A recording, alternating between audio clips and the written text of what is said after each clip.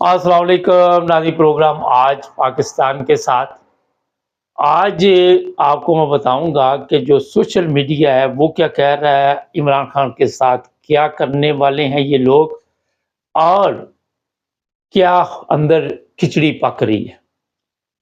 سب سے پہلے میں آپ کو بتا دیتا ہوں کہ سوشل میڈیا پہ لوگ پاک فوج کو گالیاں نکال رہے ہیں اور بہت گندی گالیاں نکال رہے ہیں۔ میں نے کئی دفعہ آپ کو یہ بتایا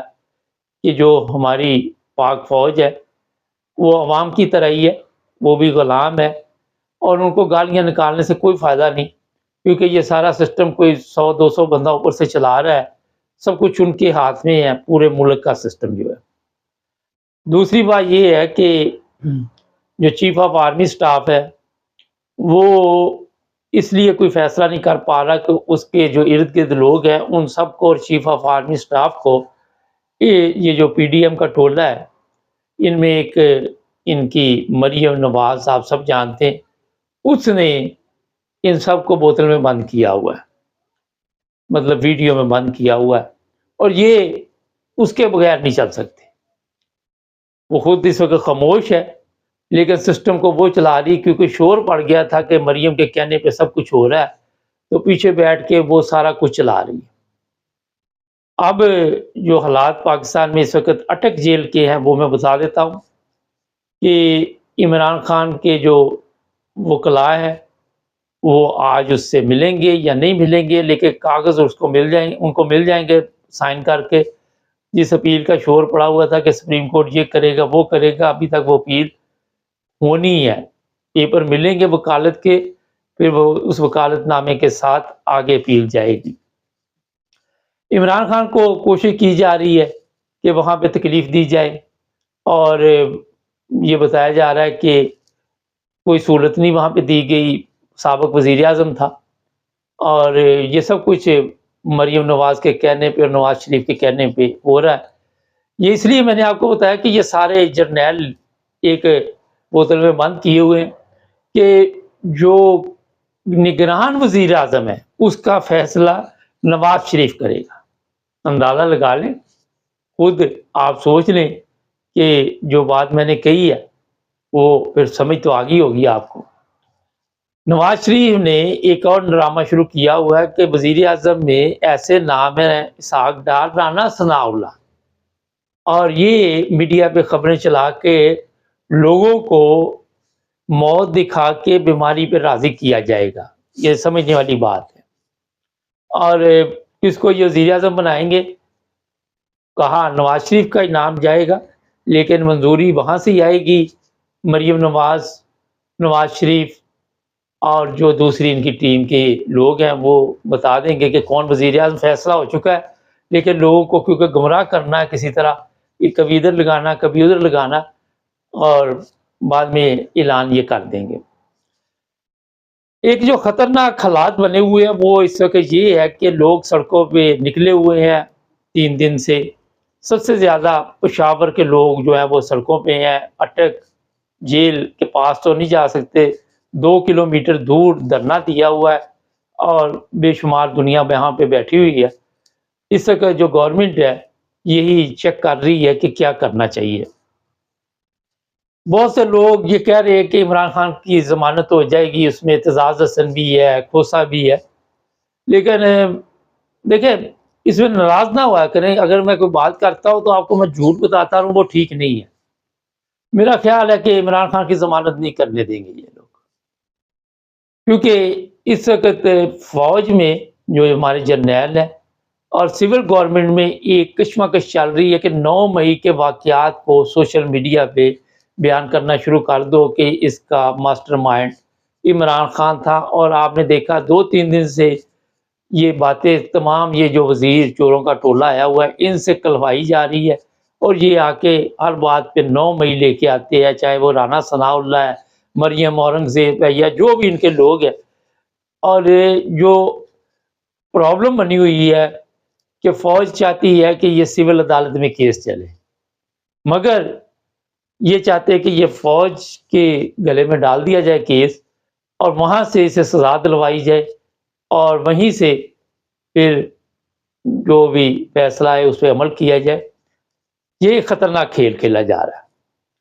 ابھی تک اس پہ یہ دونوں پارٹیاں جو ہے فیصلہ نہیں کر پا رہی، کیونکہ جتنے لوگ پی ٹی آئی کے پکڑے ہوئے تھے، ختیجہ شاہ کو 17 تاریخ تک پھر کہہ دیا جی دوبارہ پیش کرے، اور ان لوگوں کو اس لیے گرفتار کیا ہوا ہے پہلے ان کو سزائیں سنائی جائیں گی، ان کی ضمانتیں میرا نہیں خیال ہوں، شاید ہو بھی جائے کسی کی، لیکن ماحول بنانے کے لیے ان لڑکیوں کو جن کو پکڑا ہوا ہے، اور جو بندے پکڑے ہوئے 8-10 ہزار، جو 90 میں 100 بندہ یہ ملٹری کورٹ میں ہے، ان کو سزائیں سنائی جائیں گی، اور اس کے بعد عمران خان کو اگر فوجی عدالت میں کیس چلا تو ایک سخت سزا سنانے کا پروگرام بن چکا ہے۔ اسی طرح ہی جس طرح یہ کوئی لمبا کیس نہیں چلے گا، جس طرح آپ کے علم میں ہے کہ اس دن وہ جج فیصلہ سنا کے تو بھاگ گیا، نارمل تو میں نے کہا تھا کہ مجرم بھاگتے ہیں، پہلا جج ہے جو خود ہی بھاگ گیا۔ اچھا، ابھی تک اس جج کا پتہ نہیں ہے کہ کہاں پہ ہے، میرے علم میں نہیں ہے کوئی بھی، خیر یہ بات بعد میں کریں گے۔ ایک اور چیز میں بتاؤں، سوشل میڈیا پہ بڑا شور تھا، وہ لڑکی جس پہ تشدد کیا گیا، جج کی بیوی نے کیا، رضوانہ شاید نام ہے اس کا، اس کو آج گرفتار کیا گیا، اور وہاں پہ بتایا گیا کہ یہاں انصاف کا بول بالا ہے۔ 2 دفعہ اس عورت کی ضمانت ہوئی، جب سوشل میڈیا پہ ان کی چترول ہوئی اور لوگوں نے لان تان ڈالی تو پھر ان کو تھوڑا سا ہوش آ گیا، اور یہ بھی آرڈر اوپر سے ہی آئے کہ اب اس کو گرفتار کر کے عوام کا دھیان کچھ اس طرح لگایا جائے۔ ٹرین حادثہ، وہ بھی دھیان لگانے کے لیے، کوئی ادھر پرابلم نہیں، آپ کے علم میں اس دن 40 بندے مر گئے، ابھی بتایا جائے گا وہ پٹری یہ تھی، لکڑی کی تھی، کیا تھا پتہ نہیں، سب بکواس جھوٹ، کوئی پتہ نہیں کسی کو کیا بیان دینا ہے۔ یہ سب کچھ صرف لوگوں کو، کیونکہ عمران خان کو گرفتار کیا تھا تو اب حادثات تو روزانہ یہ کرتے، ہفتے بعد تو پھر وہ تھوڑا سا سیکیورٹی اداروں پہ بھی آنا تھا، انہوں نے اب نئی گیم ڈالی کہ لوگوں کا دھیان کچھ ٹرین پر لگا دیا جائے، کچھ جج کی بیویاں لگا دیا جائے، یہ اب اس طرح کے اور بھی واقعات آپ کے وہاں پہ ہوں گے، ہو سکتا آج بھی ہو جائے، کل بھی ہو جائے، پرسوں بھی ہو جائے، کیونکہ یہ مکمل طور پر اسکیم سوچی جاتی ہے